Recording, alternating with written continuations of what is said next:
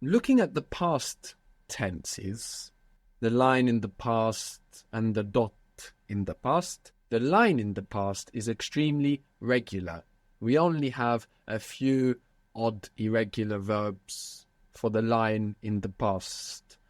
Ser is one of them, and we can remember by thinking of an era. So what is the base for ser as a line in the past? Era. Era, good. So this means I was, you formal were, he, she, it was as a line in the past. How would you say we were?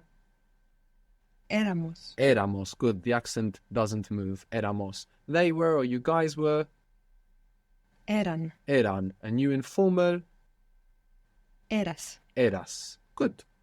We had the line in the past of ir, which was a little bit like a mix between the aba ending that we have for our verbs for the line in the past and the ia ending that we have for our ir verbs in the line in the past. So what was I was going from ir?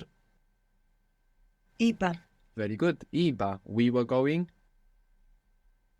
Íbamos. You informal.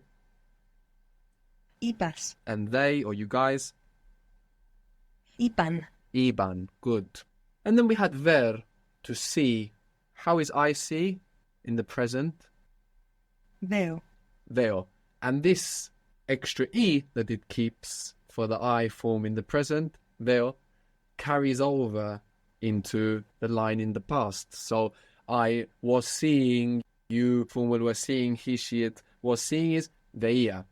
Veía. Veía. So we were seeing. Veíamos. You informal. Veías. And they.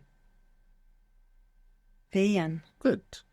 So the line in the past is a very safe tense. We just have a few irregular verbs, but for the rest, we can be very certain that taking off the R and putting aba, or taking off the ir and putting ia is going to give us the result that we want.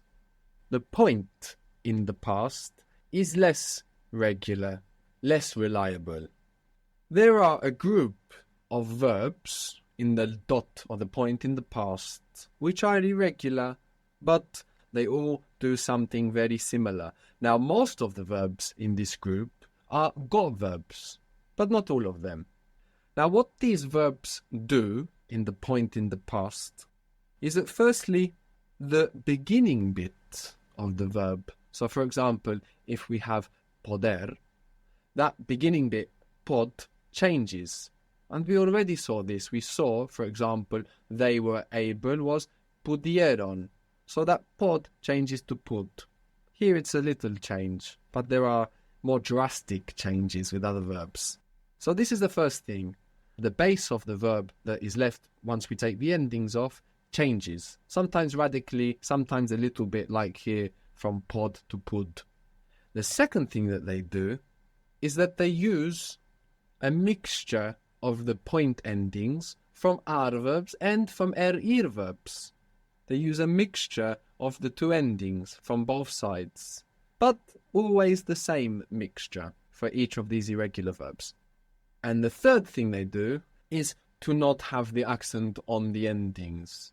So firstly, let's revise the point in the past with hablar and comer, just to refresh what are these endings. So we have hablar, to speak, and I spoke is? Hablé. Good. And he spoke, or she spoke, or you formal spoke? Habló. Habló. And then we had to eat, which was comer, and I ate? Comí. Comí. And he ate, or she ate, or you formal ate, it ate? Habló. And then with comer it's? Comió. Comió. Good. Back to hablar. How was we spoke? Hablamos. Hablamos. Good. Same as the present tense. And they spoke?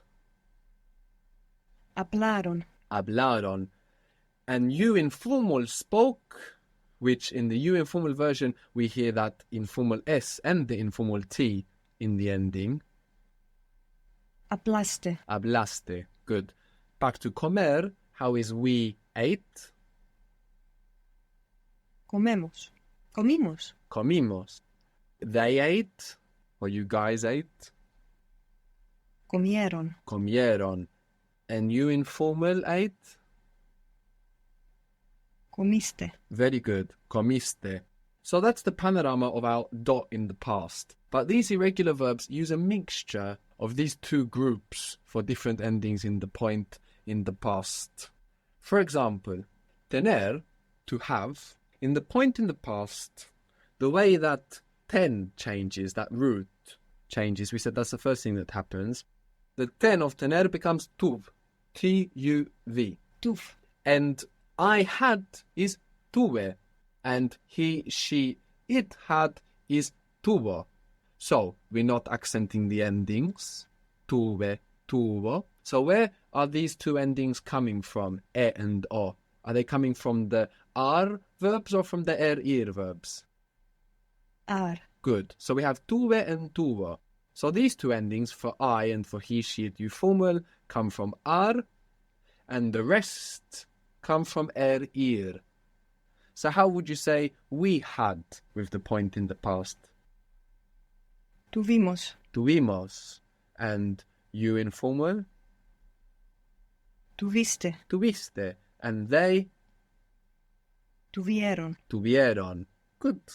So now that we've worked our way through this one verb, all we need to do for the other ones is to find the base, the irregular base for the verb, and then we know what to do with it. What was to be for states? Estar. Estar. Now, I was, the point in the past from estar is estuve. So it's nice to look at tener and estar together, because we have tuve for I had and estuve for I was. Estuve. And I wasn't? No estuve. Good. He was, she was, you were, formal. Estuvo. Good. We were. Estuvimos. Estuvimos. You were, informally. Estuviste. Estuviste. Where were you? ¿Dónde estuviste? ¿Dónde estuviste? They were, you guys were. Estuvieron. Estuvieron. Where were you guys? ¿Dónde estuvieron? Good. ¿Dónde estuvieron? So whilst we have these irregular forms, which need a little bit more effort, many times you can just use the line in the past instead. So if you say something like, ¿Dónde estuviste? Where were you? And here we're using a point in time, so maybe it sounds like, where were you in this precise moment when we needed you? But even so, we could still just use the line in the past to get around this irregular tense. Now, we don't want to avoid it forever. Anything that we don't control of the language will end up controlling us. Anything we are uncertain of, that we don't take the control of, will control us. But many times, you're in a conversation and you don't have time to find that irregular form. And maybe you want to worry about it later and check and think about what it was. In that case, you can just turn to the line in the past, ¿Dónde estabas? Instead of ¿Dónde estuviste? So how would you say I had to go using this point in the past? So how is I had using the point in the past? Tuve. Good. So I had to go? Tuve que ir. Good. So tuve que ir, you would want to use it if you meant that in one precise moment, something happened and I had to go. Tuve que ir. But you could also use the line in the past and not have any problem there if you wanted to avoid this irregular tense just to get the meaning across. So you can just say tenía que ir, which is regular, to avoid using this irregular tense. What was to say or to tell? Decir. Decir or contar, but decir we are working with for now. So des becomes dich in the point in the past. Dich. D-I-J. Now, if we follow what we did with the other verbs, we can find all of the different versions. I said, he said. So let's work our way through it. What is I said? Dije. Dije. He said. Dijo. Good. We said. Dijimos. Dijimos. Good. So they are using the same endings, this group of irregular verbs. E and o from the R group, and then the rest of the endings from the ir group for the point in the past.